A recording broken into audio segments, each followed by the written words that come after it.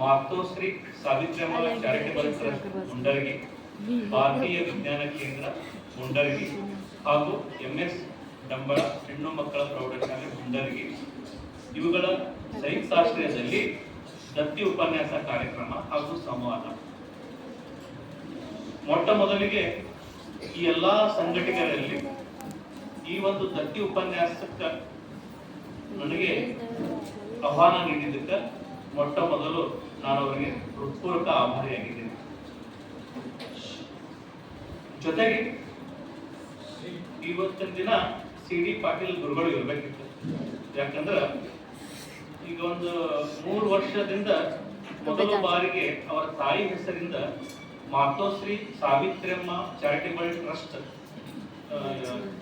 ಇಂದ ಒಬ್ಬ ವಿಜ್ಞಾನ ಶಿಕ್ಷಕಗೆ ಒಂದು ಪ್ರಶಸ್ತಿ ಕೊಡಬೇಕಂತ ಒಂದು ಪ್ರಶಸ್ತಿ ಆಹ್ವಾನ ಮಾಡಿದ್ರು. ನನಗೂ ಕೂಡ ಒಬ್ರು ಹೇಳಿದ್ರು, ಸರ್ ಹಿಂಗ್ ಕದಾರ ಹಾಕ್ರಿ ಅಂತ ಹೇಳಿದ್ರು. ಜಸ್ಟ್ ಇಲ್ಲಿ ಬಿಡಪ್ಪ ಪ್ರಶಸ್ತಿ ಬಹಳ ಬಂದವು, ಬೇಡ ಬೇರೆದವ್ರಿಗೆ ಒಂದು ಅವಕಾಶ ಇರಲಿ ಅಂತ ಹೇಳಿ ಆದ್ರೂ ಕೇಳಲಿಲ್ಲ. ನಮ್ಮ ಡಿ ಪೈ ಸರ್ ಕೂಡ ಹೇಳಿದ್ರು ಹಾಕ್ರಿ ಅಂತ ಹೇಳಿ ಹಾಕಿದ್ವಿ. ಜಸ್ಟ್ ಒಂದು ಪೇಜ್ ಒಳಗೆ ಅಷ್ಟೇ ಬರ್ದಿದ್ದೆ ನಾನು. ಅವ್ರಿಗೆ ನಾನು ಪೋಸ್ಟ್ ಕಳಿಸೋದೇನು ಅನ್ಕೊಂಡು ನಾನು ಕೊಡ್ಲಿಕ್ಕೆ ಹೋದೆ.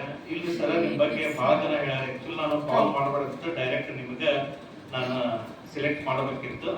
ಈಗ ನೋಡಿದ್ರೆ ಒಂದ ಪೇಜ್ನಾಗ ಬಂದಿರಿ. ನನಗೆ ಸಮಗ್ರವಾದಂತ ಏನು ವಿಜ್ಞಾನದೊಳಗೆ ಏನೇನು ಮಾಡಿರಿ ಒಂದ್ ಸ್ವಲ್ಪ ನನ್ಗೆ ಡಿಟೇಲ್ಸ್ ಬೇಕು ಅಂತ ಒಂದು ಮಾಡಿಕೊಟ್ಟೆ ಅವ್ರ ಸರ್ಗೆ. ಸರ್ ಬಹಳ ಖುಷಿ ಪಟ್ರು. ಅವ್ರು ಏನಂದ್ರ ಅಂದ್ರ ನೀವ್ ಏನ್ ಕೊಟ್ಟಿರಲ್ಲ ಸರ್, ಇದಕ್ಕೆ ರಾಷ್ಟ್ರ ಪ್ರಶಸ್ತಿ ಬರ್ಬೇಕಿತ್ತು. ಇದು ಬಹಳ ಖುಷಿ ಪಟ್ಟ. ಸೊ ಇವತ್ತಿನ ದಿನ ಸಿ.ಡಿ. ಪಾಟೀಲ್ ಗುರುಗಳನ್ನು ಕೂಡ ಇವತ್ತಿನ ದಿನ ಒಂದು ಉಪನ್ಯಾಸ. ಈಗ ಮೊನ್ನೆ ಫೆಬ್ರವರಿ 28 ರಾಷ್ಟ್ರೀಯ ವಿಜ್ಞಾನ ದಿನಾಚರಣೆಗಳ ಬಗ್ಗೆ ಈಗ ಸ್ಕೂಲ್ ಒಳಗೆ ನೀವು ವಿಜೃಂಭಣೆಯಿಂದ ಆಚರಣೆ ಮಾಡಿದ್ರಿ. ಸ್ಪೆಷಲಿ ಅದರೊಳಗೆ SSLC ವಿದ್ಯಾರ್ಥಿಗಳು ಕೂಡ ಇರ್ಬೇಕು. ಇದ್ರೊಳಗೆ ಅವರು ಇನ್ವಾಲ್ವ್ ಆಗಿಲ್ಲ, ಯಾಕಂದ್ರೆ ಅವತ್ತಿನ ದಿನ ಎಕ್ಸಾಮ್ ಕೂಡ ಇರ್ತೀನಿ. SSLC ವಿದ್ಯಾರ್ಥಿಗಳು ಅದೇನೆ ಅದೇರಿ ನೋ ಎಸ್. ಸೊ ಈ ಒಂದು ವಿಜ್ಞಾನದ ಕೊಡುಗೆಗಳು ನೋಡ್ರಿ, ಬೆಳಿಗ್ಗೆ ಎದ್ದ ತಕ್ಷಣ ರಾತ್ರಿ ಮಲಗುವವರೆಗೂ ಕೂಡ ವಿಜ್ಞಾನ ಅಷ್ಟೊಂದು ನಮಗೆ ಕೊಡುಗೆಗಳನ್ನು ಕೊಟ್ಟಿದೆ. ಆ ಕೊಡುಗೆಗಳು ಯಾವ ರೀತಿ ನಮ್ಮ ಜನಮನವನ್ನು ಯಾವ ಉತ್ತುಂಗಕ್ಕೆ ಕರ್ಕೊಂಡು ಹೋಗ್ಯಾವು ಅನ್ನೋದು ಇಮ್ಯಾಜಿನ್ ಮಾಡ್ಕೋತ ಹೋದ್ರೆ ಅನ್ನೋದು ಸಿಗಲ್ಲ. ಅಂತ ಅದ್ಭುತ ಕೊಡುಗೆಗಳನ್ನು ನಮ್ಮ ವಿಜ್ಞಾನಿಗಳು, ಅದರಲ್ಲೂ ಭಾರತೀಯ ವಿಜ್ಞಾನಿಗಳು ಕೂಡ ಕೊಟ್ಟಿದ್ದಾರೆ. ವಿಶೇಷವಾಗಿ ಹಿಂದೆ ಒಂದು ಉಪನ್ಯಾಸ ಕೊಡ್ಲಿಕ್ಕೆ ನಮಗೆ ತೋಂಟದಾರ್ಯ ಮಠದಿಂದ ಒಂದು ಉಪನ್ಯಾಸ ಕೊಟ್ಟರು ನನಗೆ. I.V. ವೆಂಕಪ್ಪ ಸರ್ ಅಂತ ಹೇಳಿ ಚೇರ್ಮನ್ ಇದ್ದಾರ ಶಿವಾನಂದ. ಅಲ್ಲ, ವಿಜ್ಞಾನದ ಬಗ್ಗೆ ಒಂದ್ ಸ್ವಲ್ಪ ವಚನಗಳಲ್ಲಿ ವಿಜ್ಞಾನ ಅಂತಕ್ಕಂತ ಒಂದು ಕಾನ್ಸೆಪ್ಟ್ ಹೇಳಿದ್ರು. ನಾನು ಹೇಳಿದೆ ಸರ್, ಇಲ್ಲ ಸರ್ ವಿಜ್ಞಾನದ ಬಗ್ಗೆ ಮಾತಾಡ್ತೀನಿ, ವಚನಗಳಲ್ಲಿ ವಿಜ್ಞಾನ ಅನ್ನೋದು ನನಗೆ ಏನು ಗೊತ್ತಿಲ್ಲ ಸರ್. ವಚನ ಅಷ್ಟಕ್ಕಷ್ಟ ಕಳಬೇಡ ಕೊಳಬೇಡ ಸ್ವಲ್ಪ ನನಗೆ ಗೊತ್ತಿದ್ದು ಅಷ್ಟ ಅದಾವು ಅಂತ ಹೇಳಿ. ಇಲ್ಲ ಏನೋ ಆಗ್ಲಿ ನೀನ್ ಕೊಡಬೇಕು ಅಂತ ಹೇಳಿದಾಗ ಅವಾಗ ವಚನಗಳ ಬುಕ್ಕ ತಕೊಂಡು ಹೋದ್ರಿ. ಇಷ್ಟು ವಂಡರ್ಫುಲ್ ಅದಾರಿ. ಈ ಮೈಕಲ್ ಫ್ಯಾರಡೆ ಏನು ಫಾರಿನರ್ ನಮ್ಮ ಸೈಂಟಿಸ್ಟ್ ಏನದಾರಲ್ಲ, ಅವರೆಲ್ಲ ನಮ್ಮ ವಚನಗಳನ್ನ ನೋಡಿಕೊಂಡ ಕಂಡು ಹಿಡಿದಾರ ಅನ್ನೋದು ನನ್ನ ಭಾವನೆ. ಅಂತ ಅದ್ಭುತವಾದಂತಹ ವೈಜ್ಞಾನಿಕತೆ ನಮ್ಮ ವಚನಗಳಲ್ಲಿ ಅದಾವ. ಅದಕ್ಕೆ ನೀವು ಕೆಲವೊಮ್ಮೆ ನಿಮ್ಮ ಟೈಮ್ ಸಿಕ್ಕಾಗ ದಯವಿಟ್ಟು ಇನ್ಸ್ಟಾಗ್ರಾಮ್ ಆಗ್ಲಿ ಅಲ್ಲೇ ಇಲ್ಲೇ ಟೈಮ್ ಸ್ಪೆಂಡ್ ಮಾಡ್ತಾ ಇದ್ದೀರಿ, ವಾಟ್ಸಪ್ ಫೇಸ್ಬುಕ್ ಜೊತೆಗೆ ಆ ವಚನಗಳ ಬುಕ್ಸ್ ಗಳನ್ನು ಓದ್ರಿ. ಅದ್ಭುತವಾದಂತ ವಿಜ್ಞಾನ, ಅದರೊಳಗ ಪ್ರತಿಯೊಂದು ವಚನಗಳಲ್ಲಿ ವೈಜ್ಞಾನಿಕದ ಚಿಂತನೆ ಇದೆ. ಆ ಎಲ್ಲಾ ಚಿಂತನೆಗಳನ್ನು ಮಾಡಿ ಇವತ್ತು ಏನಾದರೂ ಹೊಸ ಇನ್ವೆನ್ಷನ್ ಆಗ್ಯಾವಪ್ಪ ಅಂತಂದ್ರೆ ಅದೇ ಕಾರಣ. ಈಗ ಮೊದಲಿಗೆ ಕೆಲವೊಂದ್ ದಿವಸ ನಾವು ಹೇಳಬೇಕಾಗಿತ್ತು. ಸರ್ ಹೇಳಿದ್ರು AI ಬಗ್ಗೆ ಒಂದ್ ಸ್ವಲ್ಪ ಹೇಳ್ರಿ ಅಂತ ಹೇಳಿ.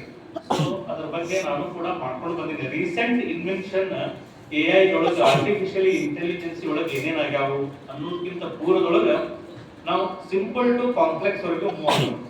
ಈಗ ಅಲ್ಲಿ ನಿಮ್ಗೆ ಗೊತ್ತಿದ್ದ ಕಡೆ ಕೆಲವು ಗೊತ್ತದಾವು, ಆ ಗೊತ್ತೇನದಾವಲ್ಲ ಆ ಗೊತ್ತಿದ್ದರಿಂದ ಗೊತ್ತಿಲ್ಲ ಅಂತ ಕಡೆ ಹೋಗೋಣ. ವಿಶೇಷವಾಗಿ ನಾವು ಸ್ವಲ್ಪ ಪಟ್ಟಿ ಮಾಡಿದ್ದೀವಿ ಕೆಲವೊಂದು ದಿವಸ. ಏನಂದ್ರೆ ಒಂದು 10 ಟಾಪ್ ಸೈಂಟಿಸ್ಟ್ ಫ್ರಮ್ ಇಂಡಿಯಾ ಯಾರ್ಯಾರಪ್ಪ ಅಂತಂದ್ರೆ ಸರ್ ಸಿ ವಿ ರಾಮನ್ ಅವ್ರ ಬಗ್ಗೆ ಈಗಾಗಲೇ ಮೊನ್ನೆ ಫೆಬ್ರವರಿ 28 ಏನೇನು ಮಾಡಿದ್ರು ಸರ್ ಸಿ ವಿ ರಾಮನ್ ಅವರು ಅನ್ನೋದು ಹೌದಾ? ಎಲ್ಲಿ ಫಿಸಿಕ್ಸ್ ಅಂದ್ರೆ ರಾಮನ್ ಇಫೆಕ್ಟ್ ಅಂತಾರಲ್ಲ, ಆ ರಾಮನ್ ಇಫೆಕ್ಟ್ ಮಾಡ್ಲಿಕ್ಕೆ ಅವರು ವಿನಿಯೋಗಿಸಿದ ಮೊತ್ತ ಕೇವಲ 300 ರೂಪಾಯಿ. ಎಷ್ಟು? 300 ರೂಪಾಯಿ ಬಳಕೆ ಮಾಡಿದ್ರು. ಆ 300 ರೂಪಾಯಿ ಬಳಕೆ ಮಾಡಿದ್ರು ಅದ್ಭುತವಾದಂತಹ ಸಂಶೋಧನೆ ಮಾಡಿದ್ರು. ಮೊಟ್ಟ ಮೊದಲು ನೊಬೆಲ್ ಪಾರಿತೋಷಕ ಪ್ರಶಸ್ತಿ ಸಿಕ್ಕಿದ್ದ ನಮ್ಮ ಸಿ ವಿ ರಾಮನ್ ಅವರು ಹುಟ್ಟಿದ ಎಲ್ಲಿಪ್ಪ ಅಂತಂದ್ರ ನಮ್ಮ ಮದ್ರಾಸ್ ತಮಿಳುನಾಡೊಳಗೆ ಹುಟ್ಟಿದ್ರು, ತಿರುಚನಾಪಳ್ಳಿ ಒಳಗೆ ಹುಟ್ಟಿದ್ರು. ಆದ್ರೆ ಅವರು ಆಯ್ಕೆ ಮಾಡಂತ ಕ್ಷೇತ್ರ ಕಾರ್ಯಕ್ಷೇತ್ರ ಯಾವ್ದು ಮಾಡ್ಕೊಂಡ್ರೆ ಕರ್ನಾಟಕ ಮಾಡ್ಕೊಂಡ್ರು.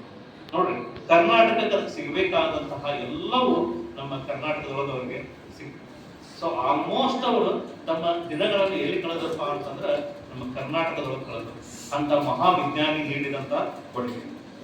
ಈಗ ಅಲ್ಲಿ ಸರ್ ಸಿ ವಿ ರಾಮನ್ ಅವರು ಏನ್ ಮಾಡಿದ್ರಪ್ಪ ಅಂತಂದ್ರೆ ಲೈಟ್ ಸ್ಕ್ಯಾಟರಿಂಗ್ ಬಗ್ಗೆ ಹೇಳಿದ್ರು. ಅಂದ್ರ ಒಂದು ತ್ರಿಪಟಕದೊಳಗೆ ಒಂದು ಲೈಟ್ ಹೋದಾಗ ಯಾವ ರೀತಿ ನಿಮಗೆ ವಿದ್ ಗಯಾ ಅಂತ ಹೇಳ್ತೀವಿ. Violet, IndiGo, blue, green, yellow, orange, red ಅಂತ ಹೇಳಿ ಕಾಮನ್ ಆಗಿದ್ದು ಯಾವ ರೀತಿ ಸ್ಕ್ಯಾಟರಿಂಗ್ ಆಕತ್ರಿ ಅನ್ನೋದ್ರ ಬಗ್ಗೆ ಕುಲಂಕುಷವಾಗಿ ಅಭ್ಯಾಸ ಮಾಡ್ತಾರೆ.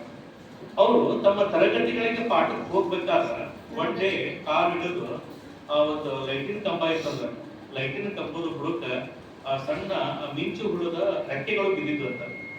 ಆ ರೆಕ್ಕೆಗಳನ್ನು ಆರಿಸ್ಲಿಕ್ಕತ್ತರಂತ, ರೆಕ್ಕೆಗಳನ್ನು ಆರಿಸ್ಲಿಕ್ಕತ್ತಿದ್ರಂತ.